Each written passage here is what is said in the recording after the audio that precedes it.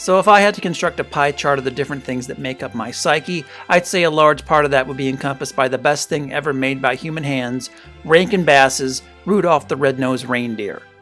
For some of you, that's probably a thing you think about once a year when it's on CBS or NBC, but for me, it's with me every day of my life. It's not just my favorite holiday thing, it's one of my favorite things, period. Why am I such a misfit? And when Rudolph sits outside his cave and sings to himself, "Why am I such a misfit?" there's a deep-rooted thing that comes over me. It was a total anthem for a young me who found himself growing up weird and different. And when you're young, you don't know you're different until people tell you. And boy, did people tell me. This special always gave me hope that one day I'd finally find my place, that my father would accept me, that Santa would commend me, and that a girl would say, I think you're cute. I'm cute! I'm cute! and believe me, at 45, I only wish I could still leap into the air like that. Or this scene where Hermie is fixing Doll's teeth just for his own amusement. No one is there to see him do this, he just does it. It's for himself and no one else. It's taken me half a lifetime to feel comfortable enough to do the same. To do things for myself and for no one else. I promised myself I'd keep this intro short and not get nerdy about the various edits to the show over the years. The fact that this elf's voice is suddenly different for no reason. The lines I constantly quote even though they're only memorable to me. I'll find him, sir. I'll find them all. Yeah, sometimes I say that before leaving a room just because. Here. And how Where's haunting here? this moment is.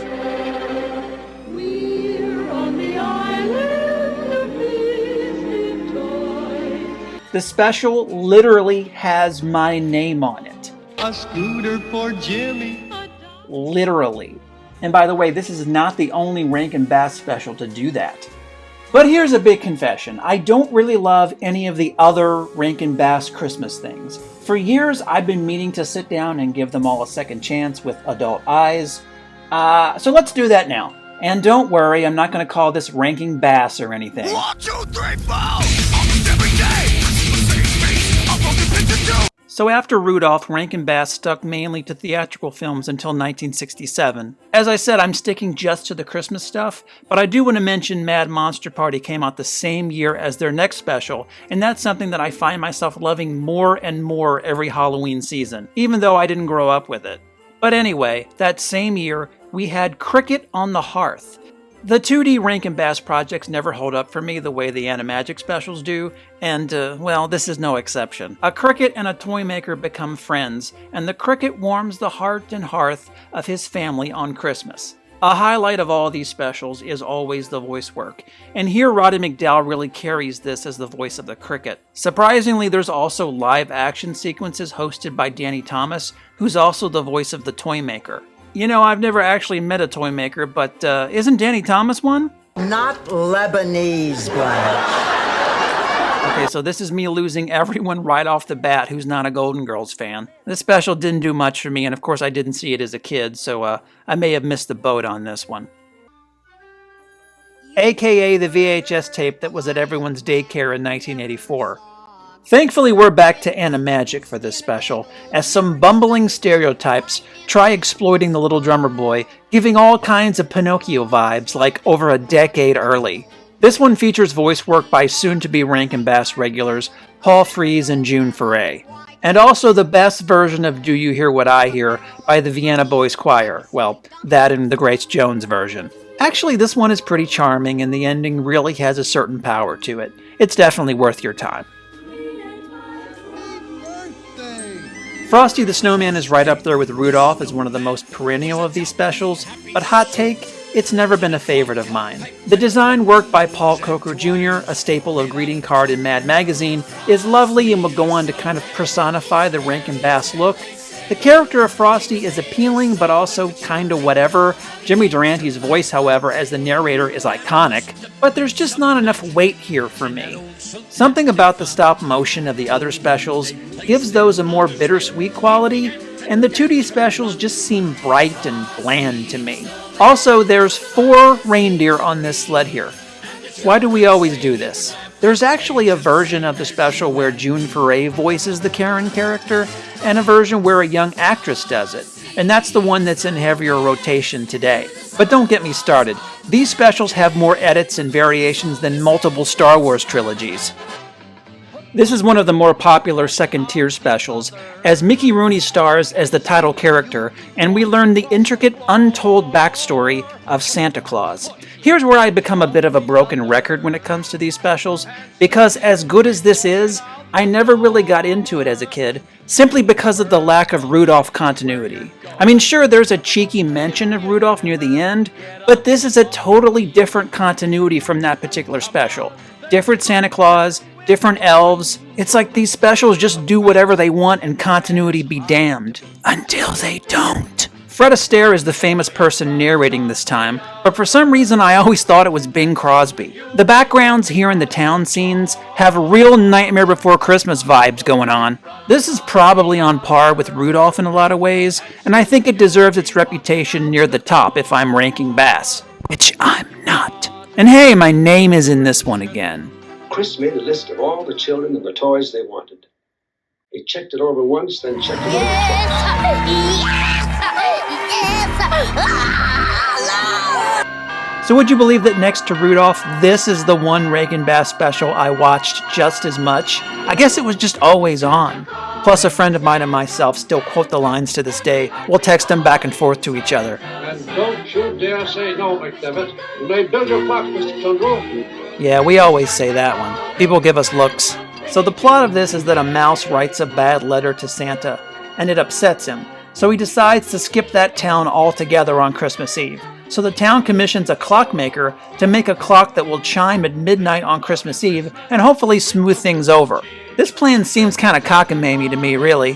What exactly are the chances that Santa is going to be flying over right when this clock goes off? How about just writing a letter to Santa and saying, Santa, we're sorry about the goddamn letter. Oh, and by the way, a mouse wrote it. Why did they wait almost 2/3 the way through the special to have the mouse and the man have a conversation? I mean, if they're not going to take this seriously, then why should I? Also, why is this the most disturbing Santa ever? I cringed when I saw him, despite of myself. This one probably isn't all that good, but I'll go to my grave being able to quote it backwards and forwards.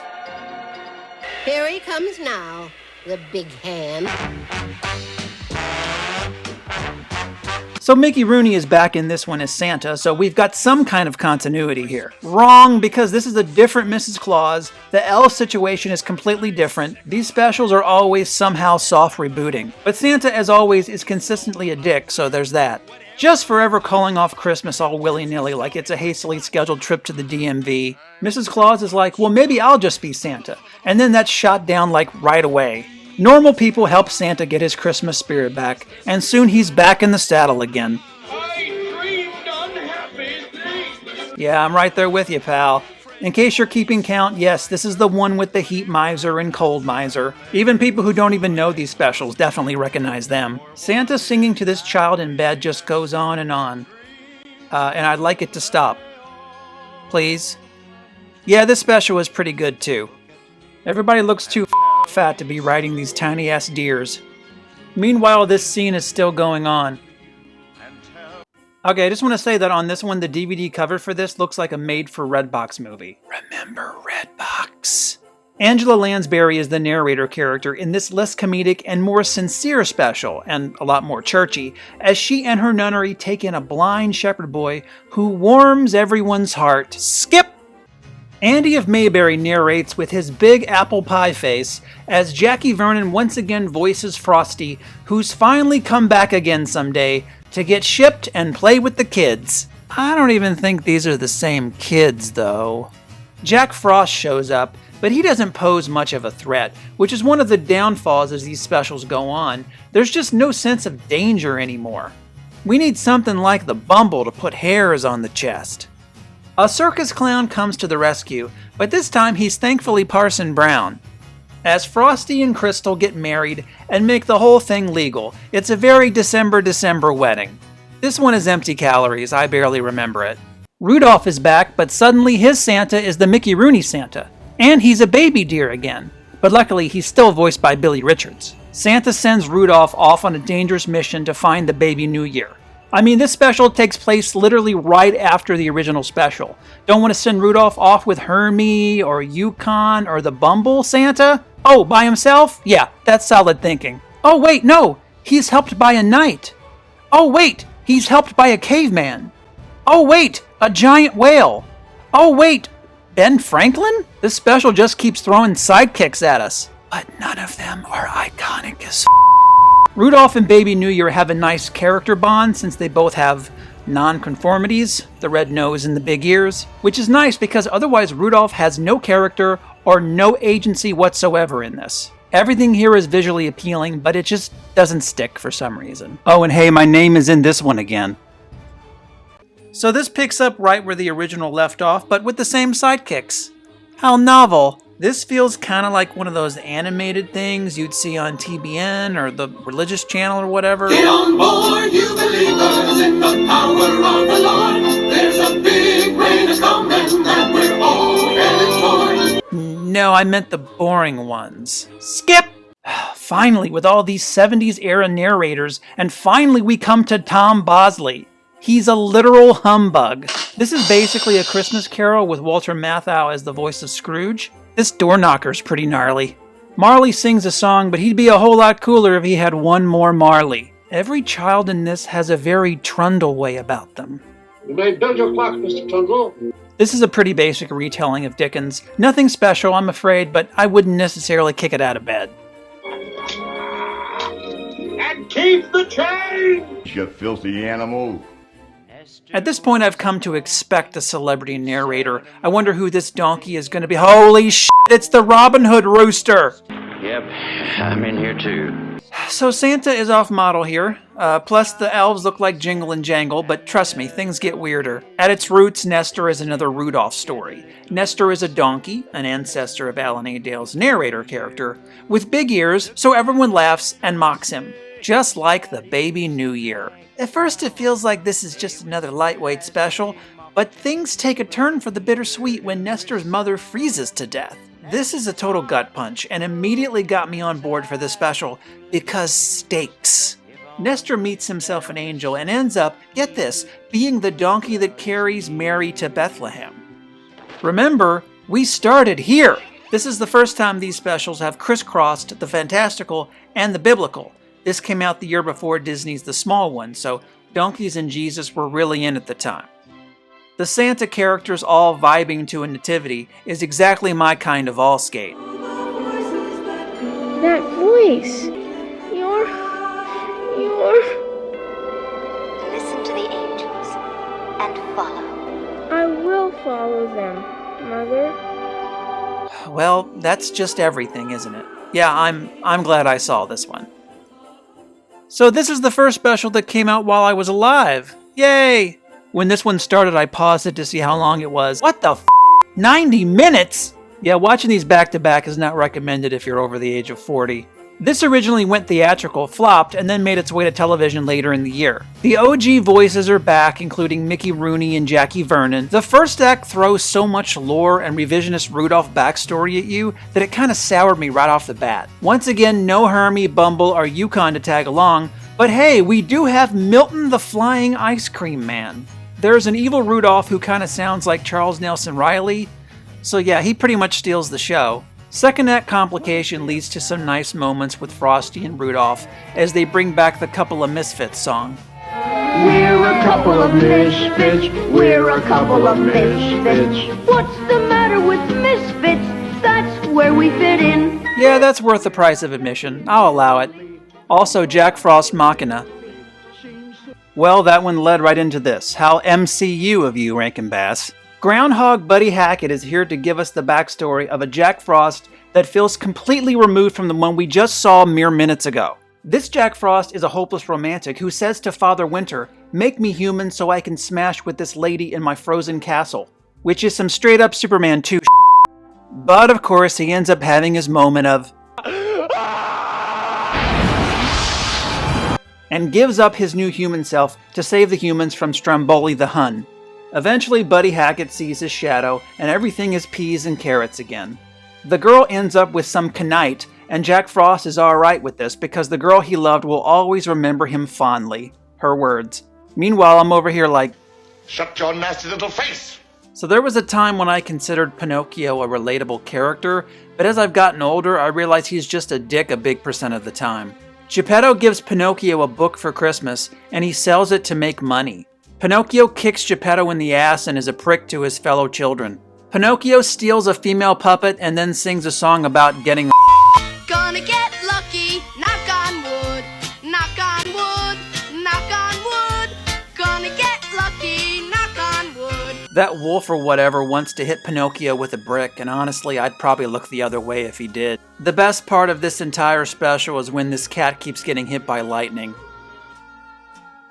Meanwhile, these two dicks just keep on dancing. The more these go on, the less notes I have, but I just gotta say, yeah, this one is only 24 minutes. Art Carney is a voice here, and he played multiple Santas. That fact was more interesting than anything in this special. Next! The first few moments of this is like a brick with the word lore wrapped around it got thrown right through my window. But it's based on a Frank L. Baum book, so that's the name of that tune. A lot of Rankin Bass tropes here. Ethereal ladies, bearded bad guy, heavenly father. This is essentially another Santa origin story. Where the toys come from, the reindeer, the ho-ho-ho. Eventually Santa gets old, and the gods thankfully watch this special, so they agree that qualifies him to be immortal. Wherever Santa is, he is here, and he is waiting. And those are all the vintage Rankin Bass Christmas specials. Yes, eventually there was another Rudolph movie, but Rankin and Bass weren't involved. It's gonna be the best Christmas ever. It's gonna be the finest Christmas This is footage of them rolling in their graves. Better keep your hungry tummy. Somebody make it stop! Thank you. Oh, alright, fine. Here I am, Rankin Bass.